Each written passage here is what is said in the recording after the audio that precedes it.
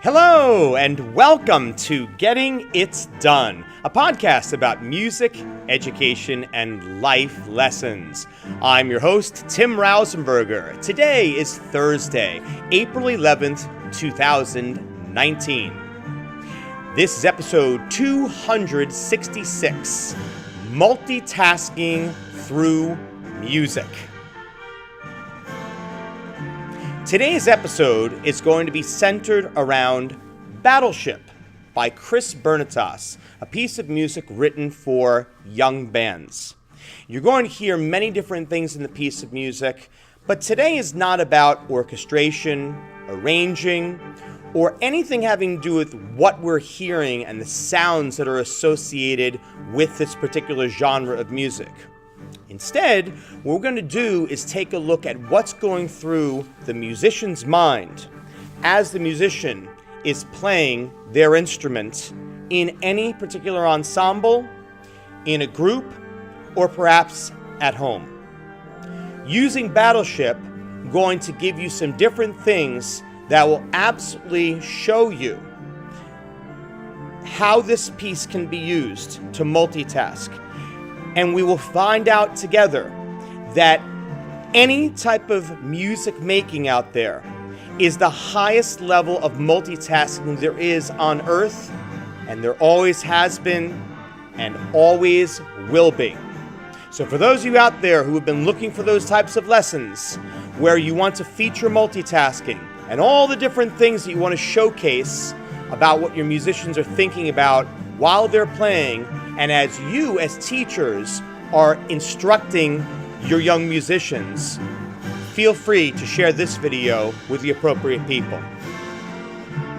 First of all, this particular piece of music, as we heard, is an extremely aggressive piece, which is nice because it's something that can grab the audience's attention, certainly grabs the attention of the musicians. And I know when I've done this piece with my own students before in band, it is a lot of fun. There's just no other way to really put it. It's got that typical aggressive mode where we know that something exciting is going to be happening throughout the piece, and we have lots of different markings that are associated. Now, in a typical video, I would talk about, if I did a full analysis of it, I'd be referring to the different accents that are in here, the fact that it is fortissimo, the fact that we don't see it on this page because we are looking at a first trumpet part, but we would be speaking about all the different percussion in the background. However, for this piece, I'm going to go a little bit further here and take a look at what's going through my mind as a musician. So first of all, what happens? Well, before we even look at the page, let's think about what we have to do on the actual instrument just to produce sounds. So forget about the music itself. Before we can even think about taking the black and white on the page and bringing it to life with emotion and with conviction and with feeling, in order to do that, we have to be able to make a quality sound on the instrument first. So what's going to be involved? Well, the most basic things, just simply making a sound. And what's associated with, for brass players anyway, what we have to do with our embouchure in terms of our production of pitches, whether they be high or low, and having to do with the breath support that's associated. So if I'm going to be playing the beginning of this, just the first few bars of this,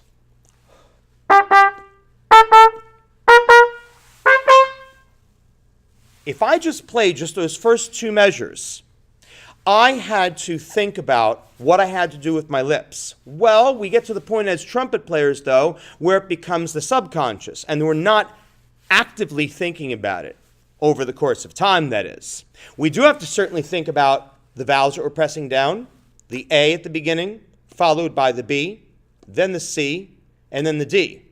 So there's a coordination issue that's involved, which can certainly get in the way of things if we have students who might be challenged with their motor skills. So in terms of differentiation, that's something that you can absolutely bring out immediately and just talk about just simply coordinating. And the fact that with any piece of music, when we're going to play an A, we can't push the vowels down slowly. We've got to bang those vowels down, hit them nice and hard when we're going from note to note. Now, throughout the piece, we of course have resting. But what are we doing during the rest? Are we just sitting around?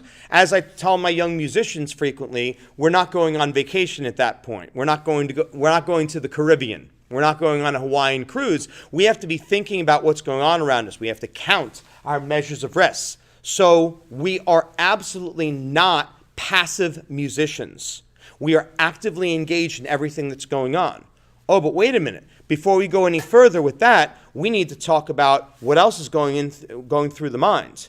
Like the fact that we need to look at the music and we need to look at that Z-looking thing after the 4/4 and be able to say, what is that Z-looking thing? Oh, it's a rest. Oh, it's a quarter rest. Oh, how many beats does a quarter rest get? And all of that, in a split second, we have to figure out how many beats that type of note gets. Yes, our young musicians, our musicians who are in their first year know this information. We have to take a look at the placement of notes on the lines. So we have a new type of language. We have to learn English, we have to learn Spanish, French, German, Mandarin, whatever the languages may be out there, this is the language of music. And we have to be able to understand what these notes are. The fact that it's an A, but it's more than just an A. It's an A that's an eighth note. How do we know it's an eighth note? It's an eighth note because we have the stems coming up and they're attached by a beam. This is all pertinent information. Warp 1. Our students are going to be looking at that. What does warp 1 mean? Well, that's going to be a little tough to decipher because we don't know what the warps are. We don't know if one is supposed to be fast or supposed to be slow. And Mr. Bernotas clearly spells that out if we listen to that fine reference recording, Compliments of Alfred. If we go on throughout the piece, we'll see that we have FF here. We have to be able to figure out more multitasking, more information on the page, just collecting that information. And we have to quickly know that FF stands for fortissimo, which means that we're going to be playing very loudly. We go on through the piece. We know that the FF lasts until the third measure, and then when we get to the fifth measure, it drops down in volume. Mezzo forte, medium loud, and we have to make a sudden change. We have to process that information as well. Oh, but there's more, because we also have to tap our foot or internalize the beat.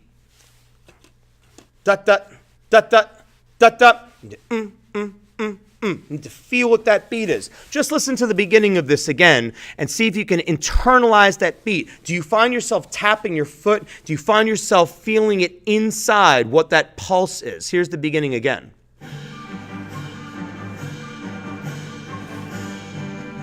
And if we have our conductor is in 4/4.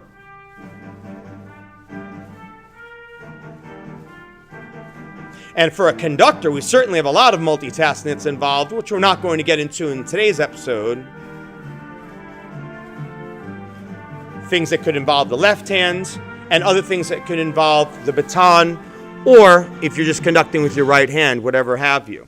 So there are a lot of different things associated with multitasking in music that have to do with the instrument itself, the way that the instrument is held, the way that the sounds are produced on the instrument, and now taking all of these different markings that are on the page, which can look like hieroglyphics to many, and be able to take them and make these incredible sounds, produce this amazing music.